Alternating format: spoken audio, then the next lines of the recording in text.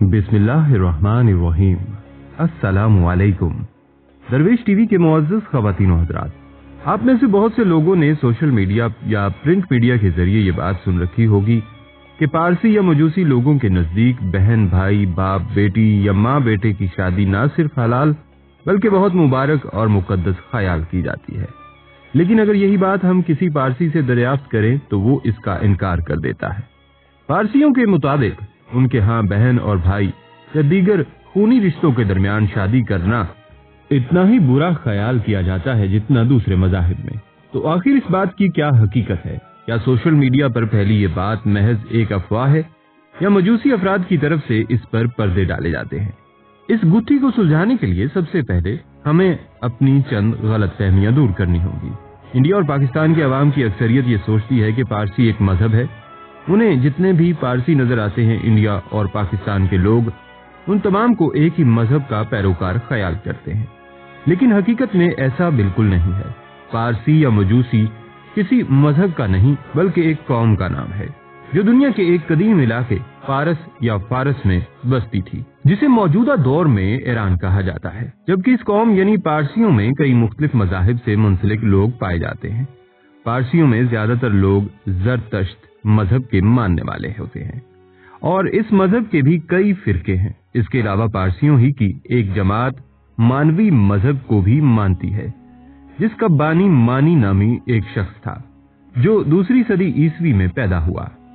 इसके बाद पारसियों ही में एक मजहब मज़दकी भी पाया जाता है, जिसे 6ठी सदी ईसवी में मज़दक नामी एक शख्स ने इख्तराज किया था। ये वो मजहब है जिसमें औरत तमाम मर्दों की मुश्तरका मलकियत मानी जाती है। इसमें निकाह की कोई हदूद नहीं है। इनमें माँ बेटी या बहन वगैरह का कोई इम्तियाज नहीं। हर मज़दकी आदमी उनके जरिए अपनी शहवत मिटा सकता है।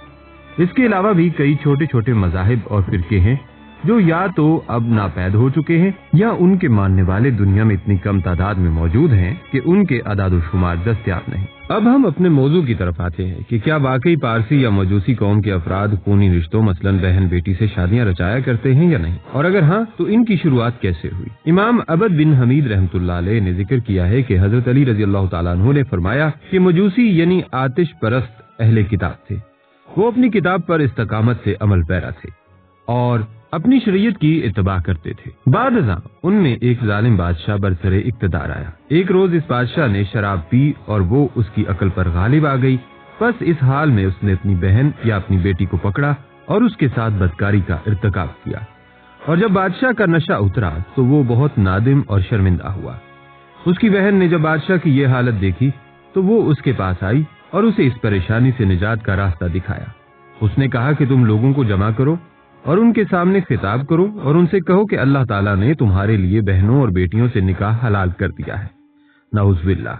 बादशाह ने ऐसा ही किया और लोगों से खिताब करते हुए कहा, ऐ लोगों, बेशक तुम्हारे लिए अल्लाह ने बहनों या बेटियों के साथ निकाह हलाल कर दिया है। ये सुनकर लोगों की एक बड़ी जमात ने इसका हुक्म मानने से इनकार कर दिया। उनका कहना था कि हम तब तक ये बात न मानेंगे जब तक कि कोई नबी ये पैगाम लेकर हमारे पास आए या हम पर किसी किताब में ये हुक्म नाजिल हो। अब ये बादशाह दोबारा अपनी बहन के पास आया और उसे सारी सूरत हाल से आगाह किया। उसकी बहन ने मशवरा दिया कि इन पर कोड़े बरसाओ और सख्तियां करो।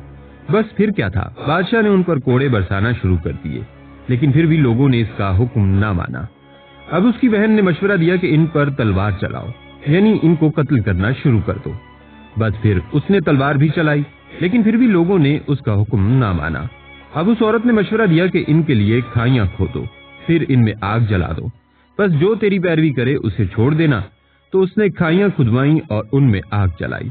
जिसने इसकी बात यानी बहन और भाई की शादी का हुक्म तस्लीम करने से इनकार किया उसे इस खाई में झोंक दिया गया और जिसने इनकार नहीं किया उसे छोड़ दिया गया। और यहाँ से मजूसियों में बहन और भाई की शादी की रस्म की शुरुआत हुई। हमने ये वाकया इमाम जलालुद्दीन सयूती की किताब तफसीर दर मंशूर से अखज़ किया है। इसके अलावा भी कई मुफस्सिरीन ने ये वाकया सूरत बरूज की तफसीर में बयान फरमाया है। मजूसियों में बहन भाई और बाप बेटी की शादी की ये रस्म रफ्ता रफ्ता मुकद्दस हैसियत इख्तियार कर गई, जिसे फारसी जुबान में खुयत वदाता कहा जाता है। मौजूदा दौर में खुयत वदाना नामी ये रस्म सिर्फ फर्स्ट कजन तक महदूद कर दी गई है, लेकिन तारीखी हवालों के मुताबिक गुज़श्ता दौर में ये रस्म खूनी रिश्तों में शादियां करने का नाम था। एक मगरबी मुअर्रिख फ्रेडरिक नक्शे अपनी किताब में लिखते हैं कि कदीम पारसियों के मुताबिक एक मुकम्मल काहिन या अजीम इंसान खोयत वदाना नामी रस्म यानी बहन भाई की शादी के नतीजे में ही पैदा हो सकता है। फ्रेडरिक के मुताबिक ईरान की लासानी बादशाहत और इससे कबल शाही बादशाहत में बहन भाई या बाप बेटी की शादी का चलन आम था। इसके अलावा दीगर आला मजूसी खानदानों में भी ये रस्म अदा की जाती। अलबत्ता कदीम फारसी आवाम में इस रस्म की अदायगी को कोई रिकॉर्ड मौजूद नहीं। इसके अलावा एक और मगरबी मुअर्रिख एरिक बर्कावर्ड्स लिखते हैं कि कदीम ईरान में भाई की बहन और माँ बाप की अपने बच्चों से शादी एक मुकद्दस अमल तस्वुर किया जाता था। कदीम फारसी इस खानदान को मुकम्मल और खुशियों से भरपूर ख्याल करते जो अपने करीबी खूनी रिश्तेदार से शादी के नतीजे में वजूद में आता। खोयत वदाता नामी रस्म यानी बहन और भाई की शादी कदीम फारस में कई तारीखी हवालों से मशहूर है, लेकिन मौजूदा दौर में अब ऐसे वाकयात देखने में नहीं आते, और अगर मजूसियों के किसी मजहब में अभी ऐसा होता भी हो तो इसे पोशीदा ही रखा जाता है। दोस्तों, हजरत आदम अलैहिस्सलाम की शरीयत में भी बहन और भाई का आपस में निकाह जायज नहीं था, क्योंकि हजरत आदम अलैहिस्सलाम की शरीयत में एक हमल से पैदा होने वाली औलाद बहन भाई शुमार होते थे। जो औलाद दूसरे हमल से होती वो पहले हमल से होने वाली औलाद के बहन भाई शुमार नहीं होते थे।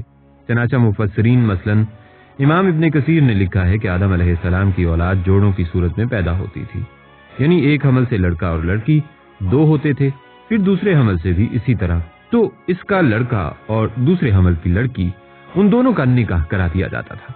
मालूम हुआ कि ये निकाह भी मतलकन जायज नहीं था बल्कि मशरूत था, यानी एक हमल से पैदा होने वाले जो बहन भाई थे उनका निकाह दूसरे हमल से पैदा होने वाली औलाद से जायज था। फिर ये हुक्म तकवीनी तौर पर बनी हुए इंसान की नस्ल बढ़ाने के लिए जरूरी भी था, वगरना नस्ल इंसानी कैसे बढ़ती। लेकिन इसके बाद जो अंबिया आए उनकी शरीयत में बहन और भाई का आपस में निकाह हराम था, और शरीयत मुहम्मदिया में भी इस निकाह को हराम किया गया। नाज़रीन किराम, पारसी ज़रतश्त के पैरोकारों को कहते हैं अरबों ने ईरान फतह किया तो इनमें से कुछ मुसलमान बन गए, कुछ ने जजिया देना कबूल किया और बाकी 8वीं-10वीं सदी ईस्वी में तर्क वतन करके हिंदुस्तान आ गए। उनका दावा है कि उनके मजहबी रहनुमा के पास औस्ता का वो कदीम नुस्खा मौजूद है जो उनके पैगंबर ज़रतश्त या ज़रतश्त पर नाजिल हुआ था। पारसी अपने मुर्दों को जलाने या दफनाने की बजाय एक खुली इमारत में रख देते हैं ताकि उसे गिद्ध वगैरह खा जाए। इस खास इमारत को दखमा यानी मीनार खामोशी कहा जाता है। दखमा ऐसे शहरों में तामीर किया जाता है जहां पारसियों की मतबदा तादाद आबाद हो, मसलन बम्बई, कराची। जहां दखमा नहीं होता वहां उनके कब्रिस्तान होते हैं जिनमें मुर्दों को बाअमर मजबूरी दफन किया जाता है। जिस्मानी तहारत और खुली फिजा में रिहाइश पारसियों के मजहबी फराइज में दाखिल है। पाकीज़गी की मुकद्दस अलामत के तौर पर उनके मुआबद और मकानात में हर वक्त आग रोशन रहती है, खा वो चराग ही हो। हिंदू सनातन धर्म और यहूदियों की तरह पारसी मजहब भी गैर तबलीगी है। ये लोग ना दूसरे मजाहिब के लोगों को अपने मजहब में दाखिल करते हैं और ना उनके यहाँ शादी करते हैं। इन कड़ी पाबंदियों के बायस अभी तक दूसरे ताकतवर मजाहिब इस्लाम, हिंदू मत, मसीहत के सकाफती असरात से महफूज हैं। रसूल इल्म उनका जुज़्व ईमान है। हर पारसी माबद में एक स्कूल होता है। दुनिया में पारसियों की कुल तादाद लाखों में है और इसमें भी उन लोगों में शादी के रुझान के कम होने से मजीद कमी वाक़ई हो रही है। नाज़रीन, पारसियों का बुनियादी वतन शुमाली ईरान है और आज भी तकरीबन 25,000 पारसी वहां आबाद हैं। लेकिन इस वक्त दुनिया में अगर किसी एक जगह सबसे ज्यादा पारसी लोग आबाद हैं तो वो मुंबई है। वैसे दुनिया में आतिश परस्तों यानी ज़रतश्त को मानने वाले पारसियों की तादाद चंद लाख है। पाकिस्तान से गुज़श्ता 30 वर्षों में बहुत से पारसी खानदान बरतानिया, अमेरिका और कनाडा मुंतकिल हो गए हैं। उनकी अक्सरियत मुंबई और इसके गिरदोनवाह में आबाद है। ये लोग अमूमन तिजारत पेशा हैं और समाजी बहबूद के कामों में बढ़ चढ़ कर हिस्सा लेते हैं। मुंबई और कराची के कई स्कूल, अस्पताल और कुतुबखाने उनके सरमाए से चल रहे हैं। हिंदुस्तान का पहला फौलाद का कारखाना जमशेद टाटा ने जमशेदपुर में बनाया। हिंदुस्तान में जदीद स्टेज ड्रामा और फिल्म साजी के बानी भी यही हैं। आज दुनिया में एक अंदाजे के मुताबिक सिर्फ 1,40,000 पारसी बाकी रह गए हैं, जिनमें से बेशतर भारत में आबाद हैं। कम तादाद में होने के बावजूद पारसी भारतीय मईशत में अहम किरदार अदा कर रहे हैं। टाटा खानदान समेत मुल्क के अहम सनतकार पारसी हैं। पारसी लोग तो बुनियादी तौर पर आग की पूजा करते हैं, ताहम उनकी किताबों में एक खुदा का तस्वुर भी मौजूद है। पारसी मजहब में खुदा के लिए आहूर मजदा का नाम इस्तेमाल होता है। आहूर का मतलब है आका और मजदा के मानी अक्लमंद के हैं, यानी आहूर मजदा का मतलब है अक्लमंद आका या अक्लमंद मालिक। पारसी मजहब ने इबादत में कसरत परस्ती यानी कई देवताओं की परस्तिश को मना कर दिया है और इन्हीं दो इकसाम में बांट दिया है, यानी एक वो जो फायदा पहुंचाने वाले और सच्चे थे और दूसरे वो जो बदनीयत और झूठे थे और जिनसे बचना जरूरी था। नेक ताकतों में सबसे ऊंचा दर्जा आहूरा मजदा का था। उनकी खिदमत में 6 छोटे देवता होते थे। वैसे इब्तदाई दौर में सिर्फ एक ही खुदा माना जाता था। ये 6 देवता आहूरा मजदा के 6 पहलुओं की नुमाइंदगी करते हैं, यानी नेक ख्यालात व हुमना, आला पाया की नेकी, आशा व हस्ता, रूहानी बादशाहत, कश्तरा वेरिया, मुकद्दस जहर, अस्पंता अरमायती, कफारा अरुवता और लापानियत अमृतात। शुरू में ये सब आहूरा मजदा के ख्वास थे जो बाद में फरिश्ते बन गए। नेक आहूरा के मुकाबले में बदरूहें थीं जो द्यो कहलाती थी, जिनका सरबराह अहरमन था। जरतश्ती मजहब के नजरिया तख्लीक और मादियात की बुनियाद खैर और शर की इन 2 बड़ी ताकतों की कशमकश पर है।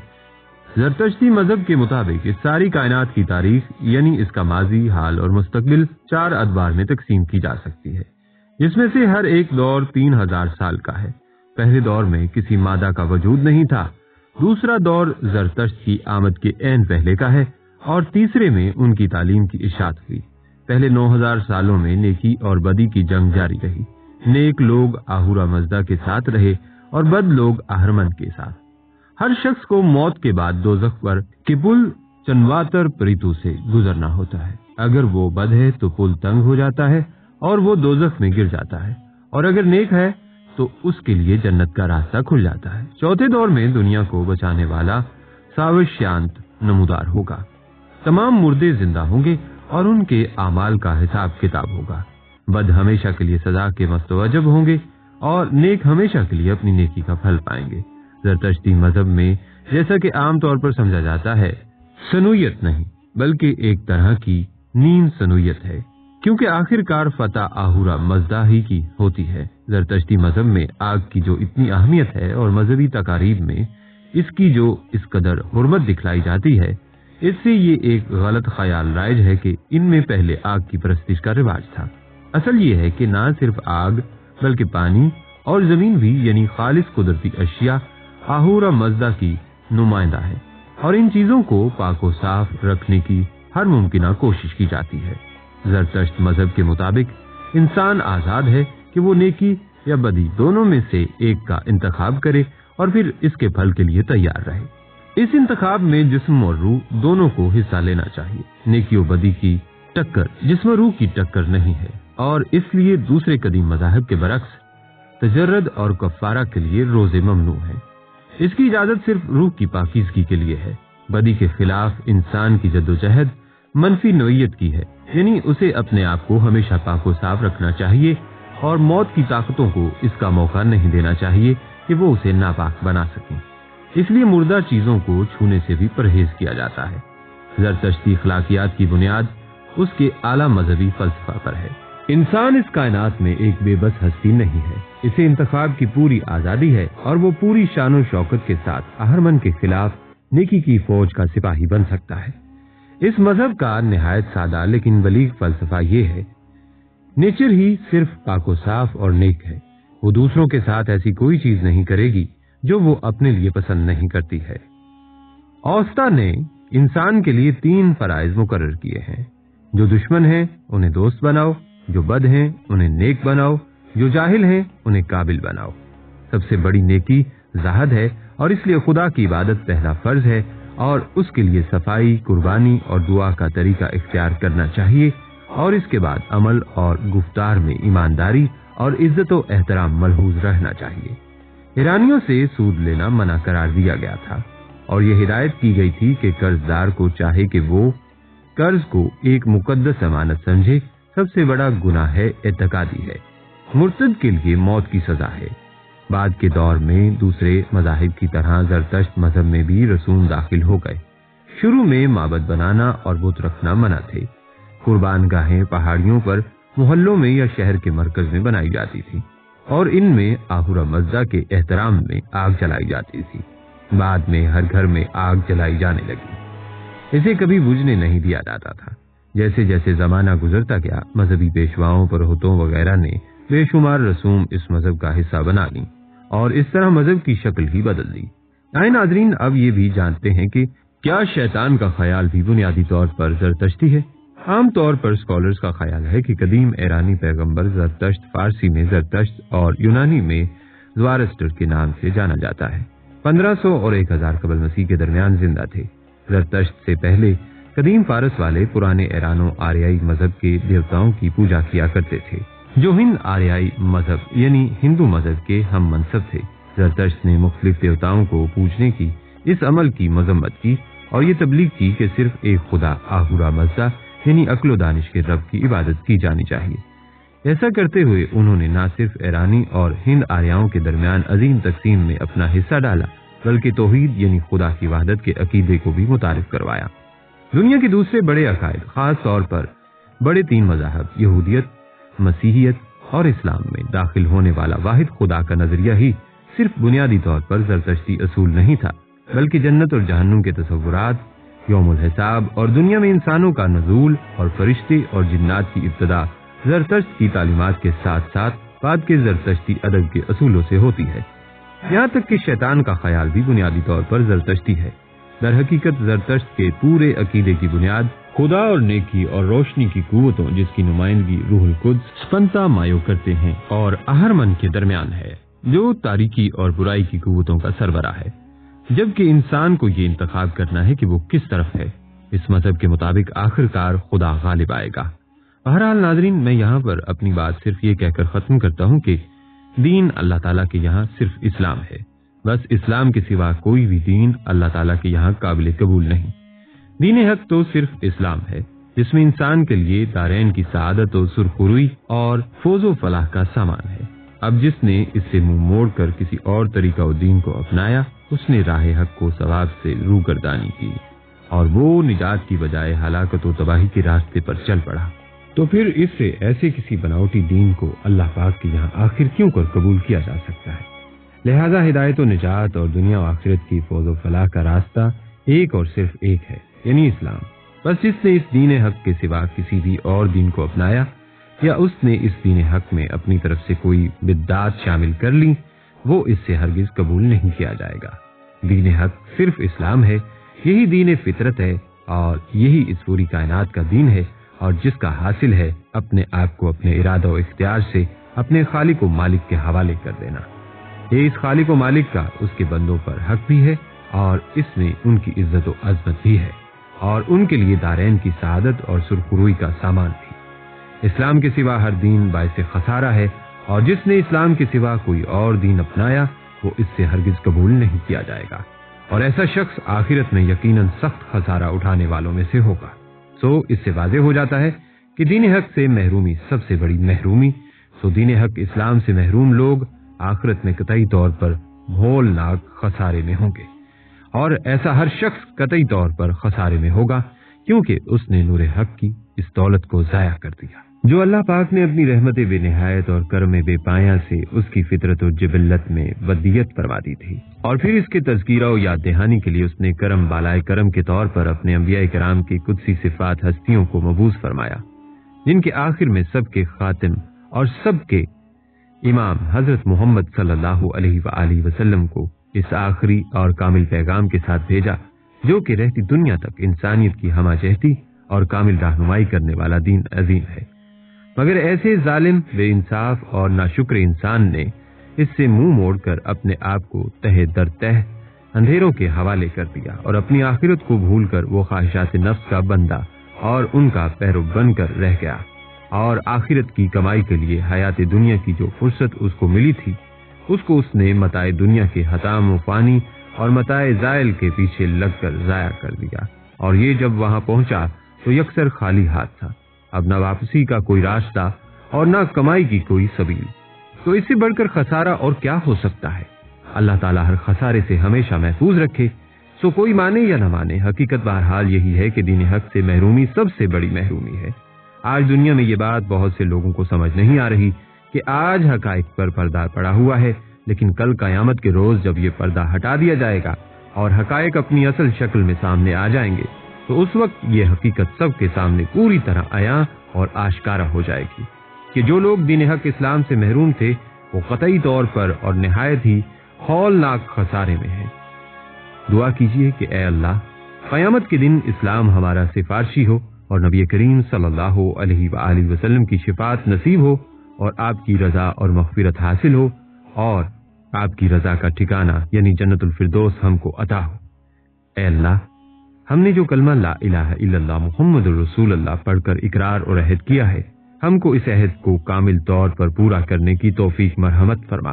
یا اللہ، نبی کریم صلی اللہ علیہ وآلہ وسلم نے جو شریعت اسلامیہ دنیا کو عطا فرمائی ہے، اس کا ظاہراً و باطناً ہم کو کامل پابندی نصیب فرما۔ اے اللہ، آپ کی قہاری و جباری کے سامنے سب سرنگوں ہیں، ہمیں خوشی اور اختیار سے اپنی اطاعت و فرما برداری نصیب فرما اور ہر طرح کی چھوٹی بڑی نافرمانی سے کامل طور پر بچنا نصیب فرما۔ آمین یا رب العالمین۔